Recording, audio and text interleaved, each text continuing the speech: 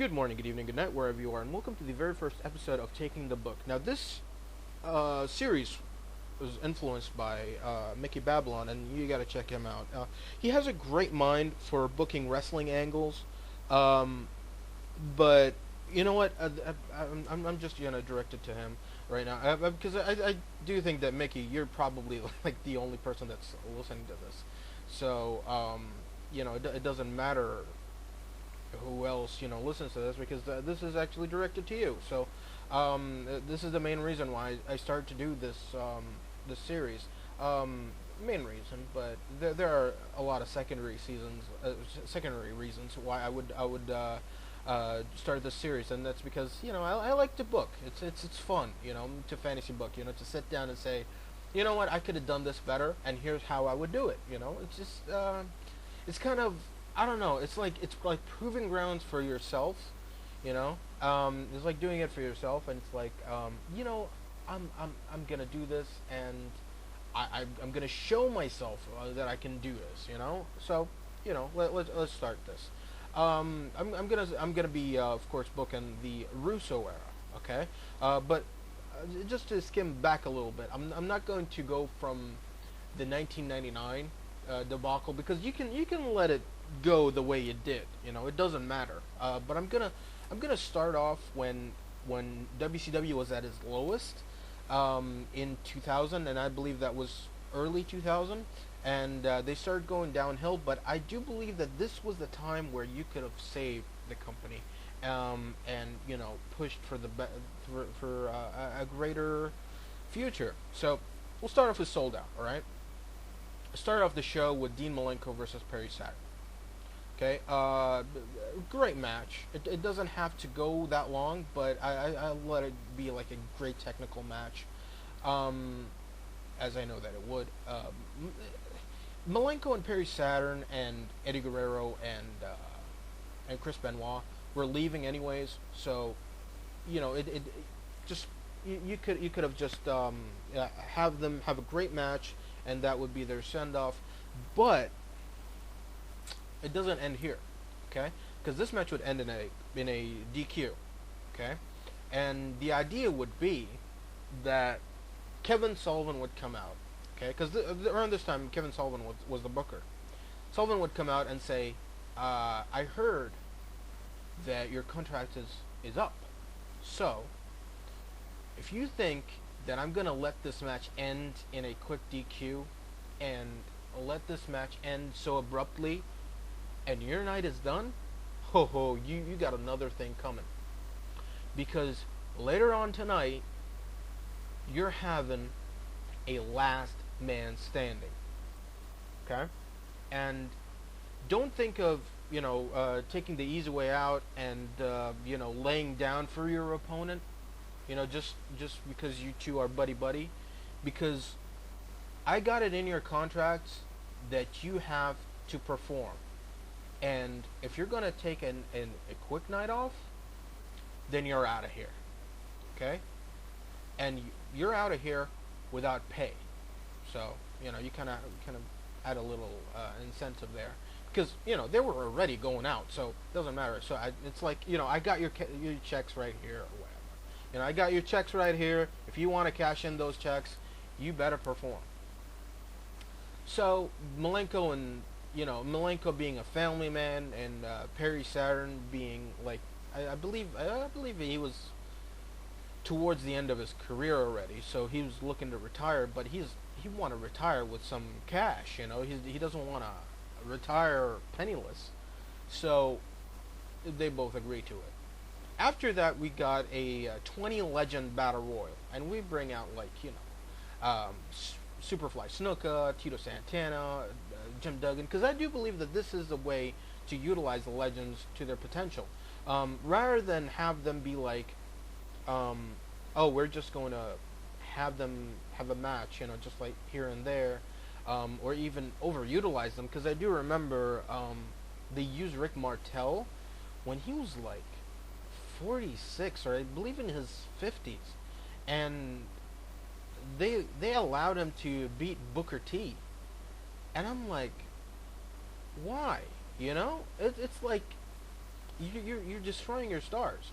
So if you do like a 20 legend battle royal, you know, like you have like legends interact with other legends, you can't really bury anybody because they're, you know, they're a draw. They're still a draw, no matter what they are. They're still a name. They're still a big name. So you put a 20 legend battle royal, nobody gets buried, and you know you use these legends here and there. You don't just, you know, put them out there on a nitro or whatever. You build it up. You say, you know, like at Sold Out, there's going to be a 20 legend battle royal, and you have these little vignettes on a Saturday. What was it? What was it called? Saturday Night's Main Event or something like that. Yeah. Or in WCW Worldwide, and on Main Event they had, you know, they had a show called Main Event. I remember. And you'd have like these little vignettes here and there, and on Thunder, where it's like they're doing their old school, you know, promos. Doesn't matter who wins here. I'd have Snuka win this because, you know, Snuka would probably be the most over legend that they could afford around this time. Okay, so after that we get a Cruiserweight title match. Eddie Guerrero versus Rey Mysterio. This would be like Eddie's last match, and I believe that they would tear the house down. Both guys are part of the Filthy Animals, but you know, they're forced. They're forced by Kevin Sullivan, and Sullivan would be like, "Yep, you're gonna face each other. You know, it doesn't matter if you're buddy or whatever. You're gonna face each other. It's gonna be for the Cruiserweight title, just so I can actually see maybe a little, you know." A little bit of bad blood, you know, between you guys. So, you know, I have Mysterio win this, of course, because Eddie's going out. So that way you can build up Mysterio a little bit more. And I do believe that Mysterio kind of was too big for the Cruiserweight title. Not, you know, weight-wise, because he was always, you know, a Cruiserweight. But I do believe that he could have at least tried his hand in the TV title picture, or maybe even the United States title picture, because I do believe that Mysterio was a very over babyface. He's one of the biggest babyfaces of all time. So I'd have Mysterio go over here, and after the match they would hug. And after that we got the tag titles on the line, the Outsiders, Nash and Hall versus Luger and Sting. You know, Luger and Sting, we all know, it's well documented that they're both, you know, great friends. Nash and Hall, of course, the Outsiders. I think that they would have a great match, and I would have Luger and Sting go over, and just because I believe Hall was having his problems around this time, and I think he was leaving. I think even he was leaving, yeah. He left the following month, though. Yeah. So, yeah, I'd have Luger and Sting win the titles. After that, we got the last man standing match, Dean Malenko versus Perry Saturn. Ends in a double draw. Okay? They would beat the absolute piss out of each other. And it ends in a double draw. Kevin Sullivan comes out and be like, oh, so that's exactly what I wanted. You know, you guys, you know, beat the living piss out of each other. But it doesn't end here. You two are going to be facing the Harris brothers later on. And Malenko and Saturn can barely stand. And they get taken, you know, they get taken out by the EMTs, and it's just like Perry Saturn can barely breathe. You know, he gets you know, they get an oxygen tank, try to resuscitate him, and Malenko is just, you know, he's spent. So both guys get taken to the back. Next we got Flair versus Kidman. This is basically Kidman's arrival. You know, Kidman being the kind of guy that says, you know what, I've had enough.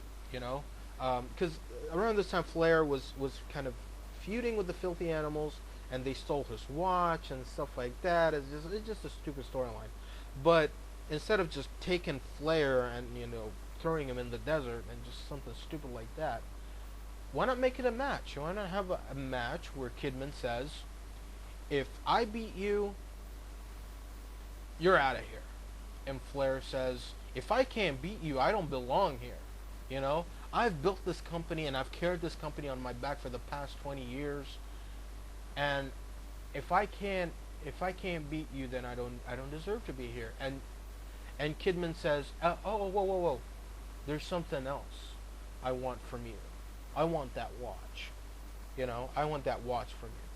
So Flair agrees, you know, that's fine. You know, you're not gonna just have my watch. You can have my robes and whatever, and you know, you can have, you know, whatever, you know, whatever you want. You know, just I'm gonna throw money at you. The reason why I'm not, you know, I'm not giving too much out is because Flair's gonna win. So it doesn't matter, you know, but it's going to be a great match because Flair is going to put over Kidman like $1 million. And this would be like Kidman's, I do believe it's going to be his arrival. It's going to be the match that makes Kidman. So, you know, Kidman has Flair beat, you know, after the shooting star press, but the ref is down. Flair, you know, somehow gets the win with a roll-up, you know. I wouldn't have Kidman submit. I would have Flair roll Kidman up. And, you know, Kidman just had it. He almost had it. But Flair gets out with the skin of his teeth. After that, we got a street fight. Of course, Benoit versus Jeff Jarrett. Benoit's on his way out as well. So, Jarrett, you know, gets the win here, but in, like, dirty tactics.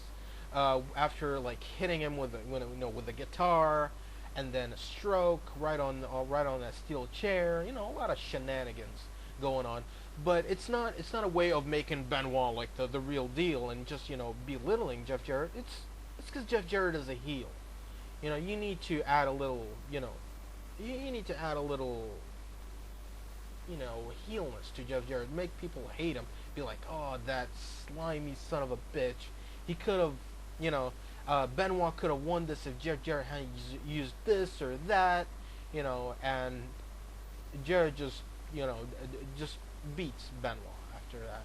And, you know, right after the match, he just, you know, puts a beating on Benoit. And even Sullivan comes out and says, you know, you're out of here, and even that, and he says, just because you're going north doesn't mean your lady friend is going with you, and that's a woman. You know, and be like, she's not going with you. So I'm going to make it my mission to make her life a living hell here. So Benoit's like, can't you get out of your contract? Like, you know, backstage with Woman, he's like, can't you get out of your contract? And, you know, Woman is like, you know, it's ironclad. I can't get out of it. I've signed up for 2 years. You know, I can't get out. And Benoit is like, I don't know, what can we do? And Women's like, I know we can do this. I know we can pull through. I know that no matter what, we can pull through. And Benoit's like, I wish I can stay, but I've already signed my contract, and WCW isn't even allowing me to get back. So they have a final kiss. And both, you know, go their separate ways. You know, a shot of Benoit going away, you know, on the long haul with his bags, and Sullivan just, you know, laughs maniacally, like, you know, like while looking at his TV screen in his locker room, just looking at the screen, and he's just laughing his ass off, and he's like, she's mine again, she's mine. Right after that, we got the main event, Goldberg versus Sid. And the special guest referee is Bret Hart.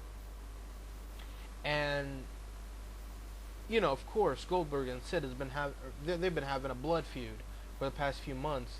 And Sid came back, destroyed Goldberg, and he says, and Kevin, well, the idea would be like, you know, going towards this pay-per-view, who's Goldberg going to face? Who's Goldberg going to face?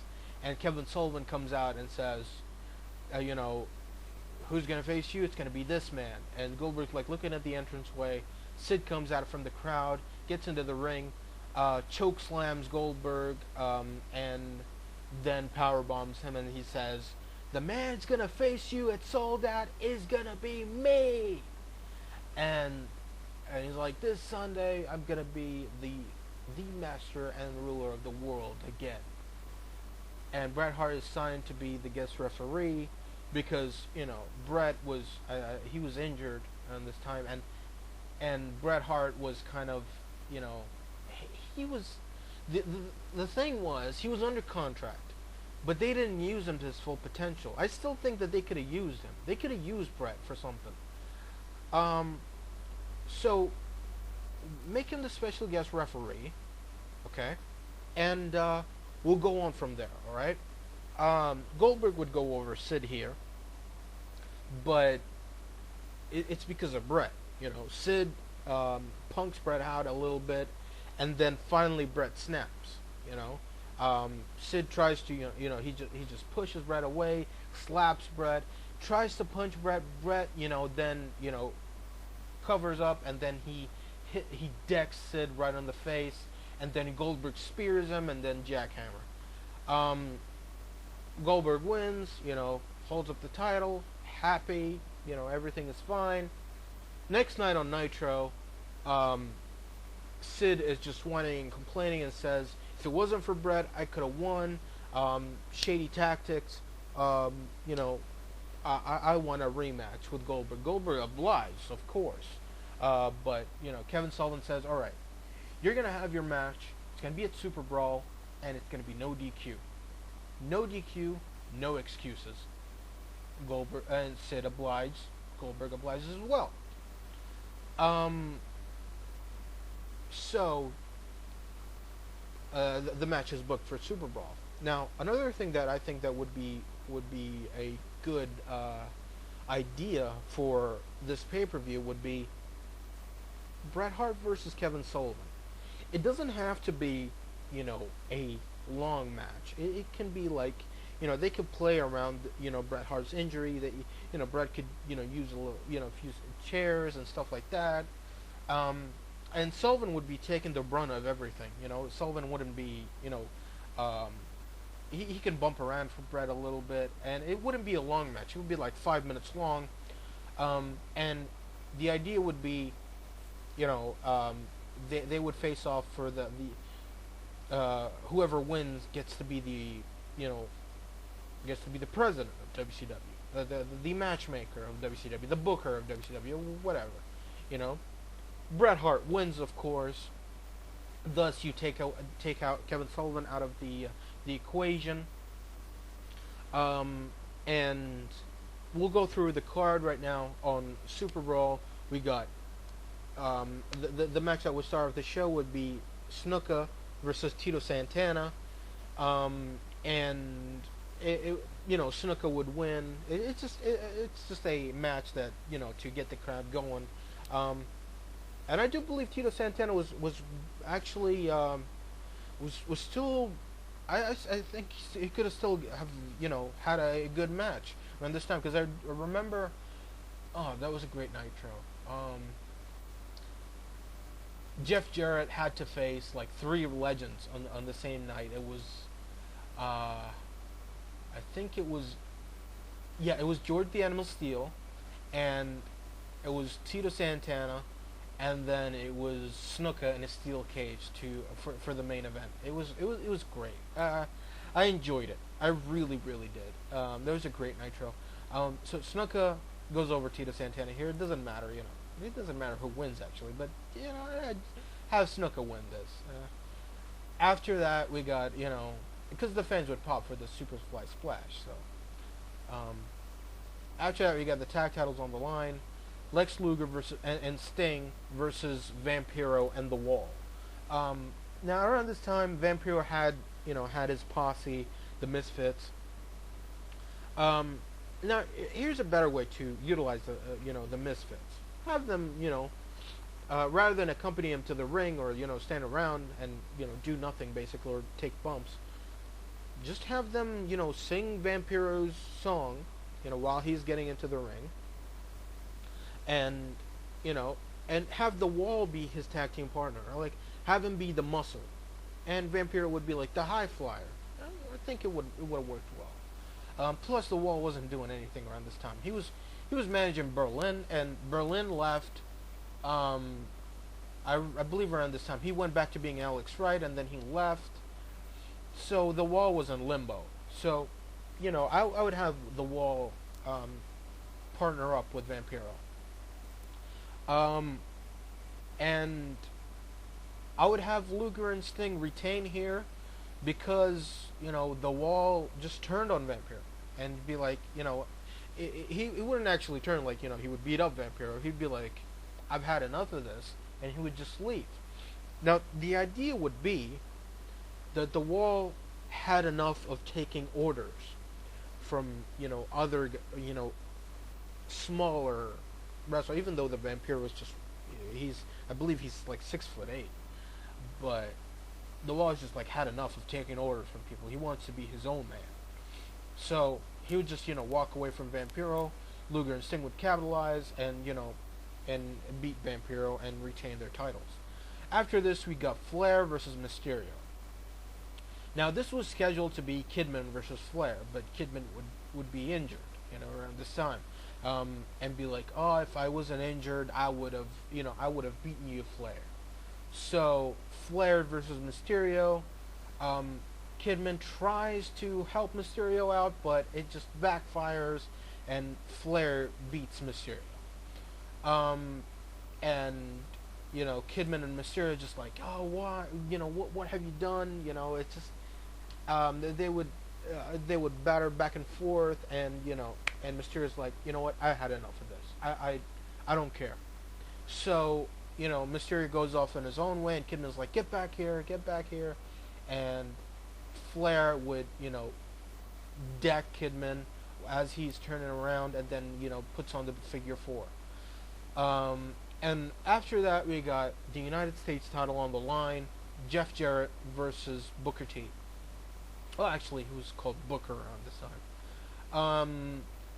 Yeah, there's just like this little stupid thing that was going on about the T. Jeff Jarrett versus Booker for the United States title. And I'd have Jeff Jarrett retain. Jeff Jarrett retains here because I wouldn't have Booker T get the title like right, like on his first try. I would have him, chase the title, because I do believe that there's a lot more money when it comes to the chase. So Booker T chases Jeff Jarrett for the next month, and Jeff Jarrett just wins here, and rolls Booker T up, a handful of tights, whatever. Jarrett wins and retains the United States title. And after that, we got WCW title on the line, no DQ. They have a great match. Goldberg and Sid just destroy each other. Back and forth, blood everywhere. And just, Goldberg spears Sid through the barricade. They just destroy each other. And then finally, the ref is counting. 1, 2, 3. Goldberg is beating the shit out of Sid at the outside. 4, 5, 6, 7. And Sid is destroying Goldberg. Then finally they both, deck each other with a double boot. 7, 8, 9. Goldberg gets into the ring in on the last split second. And Sid gets counted out. Goldberg wins. He retains his championship.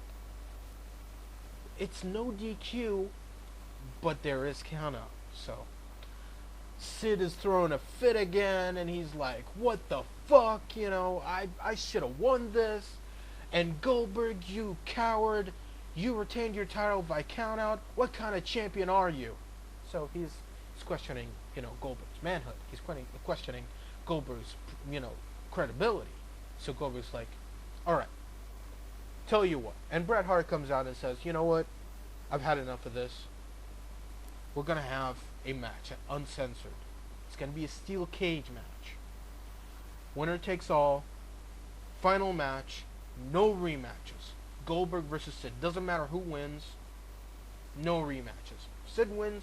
Goldberg doesn't get a rematch for for 6 months. If Goldberg wins, Sid doesn't get a title shot for the next 6 months. So, final match. No rematches. That's it. And another match is booked.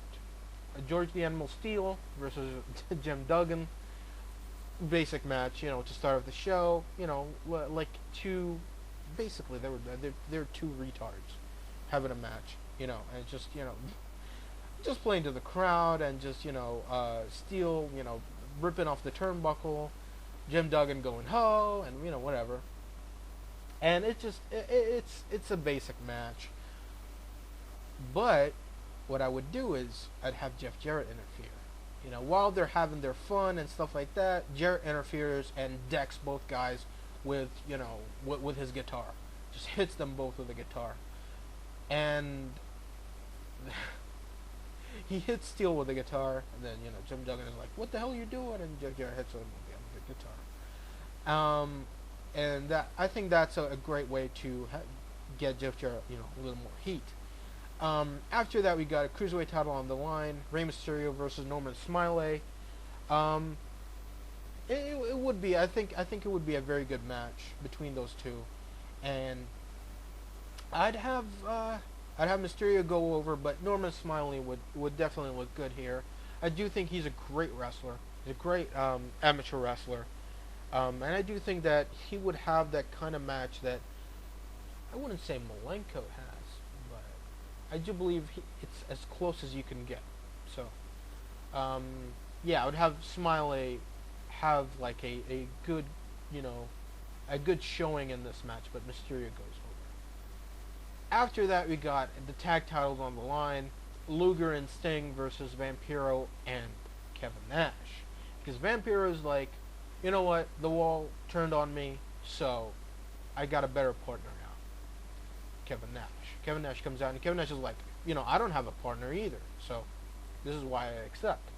So, Nash and Vampiro have their match against Luger and Sting, and I would have Vampiro and Kevin Nash, kind of bicker a little bit. It looks like that they're not on the same side, but at the same time, they get the job done. They beat Luger and Sting. They win the tag titles. After that, we got Konnan versus Flair. Now, Kidman is still injured, so especially with Flair doing the figure 4 on him, which aggravated the injury even more. So Kidman would be taken out, and I'd have Konnan versus Flair, and the idea would be Konnan would be like, you've killed my faction, you've killed my brothers, they're not here anymore, and I can't do a good Konnan impression, but I'm gonna try. You beat my friends, SA, so I'm gonna destroy you, Flair, and I'm not just gonna do that, but if you get the balls, if you got the cojones, you're just going to put that Nature Boy moniker on the line, and from then on, when I beat you, not if I beat you, but when I beat you, you're gonna call me the Nature Boy, Konnan. It's just gonna be like, Konnan versus Flair, and Flair's like, you know what? I'm gonna beat you within an inch of your life. I'm going to make you bleed. I'm going to make you pay the price. This Sunday, Konnan, your ass is mine. And Flair beats Konnan, of course. Because you're not gonna take away the Nature Boy moniker from Flair. I mean, come on. He had that for 40 years, so you can't really take it away from him. So Flair beats Konnan, and Konnan is just seething, and just like, fuck. And he leaves with his tail between his legs. There's nothing else to do. The filthy animals are destroyed. So after that, we got the United States title on the line. Booker T versus Jeff Jarrett. And Jeff Jarrett, he uses his dirty tactics again. The ref is down. He beats Booker, with a chair. And he has Booker beat. But in walks Jim Duggan and George Steele. They beat him, Jeff Jarrett, from pillar to post, coast to coast, and Duggan hits him with a 2x4, and Booker T hits his scissors kick, and the ref gets up, and Booker then hits his Houston hangover, and pins Jeff Jarrett, wins the United States title, and then Duggan and Steele lifts him up on their shoulders, and Booker celebrates. He's the United States champion for the first time. It just is so happy. Next match, we have the cage match for the WCW title, Goldberg versus Sid, and I'd have Goldberg go over again. Goldberg, I do believe that he's the closest thing to a Hogan that you have, probably the biggest star that you have right now. Well, not right now, at the time. So have Goldberg go over Sid. Let it be a bloody match, and he would destroy Sid. He just and Sid would destroy Goldberg as well. It's just like Goldberg beats Sid, but just barely. Sid would be like on the top rope, and then Goldberg just hits him with a jackhammer from like the second rope, and pins Sid, and that's it. Feud over. Goldberg wins, gets up on the top of the cage, and celebrates with his title, and the fans were going apeshit. And that's when we get the reboot. And I think I'm gonna stop it right here, because this is when WCW shuts down for 2 weeks. And yeah, that's it. That's pretty much it. I'm gonna continue with the Russo era, but this is where I'm gonna stop the video, and I'll be right back with the reboot and what we're gonna be doing, from then on. So until then, take care.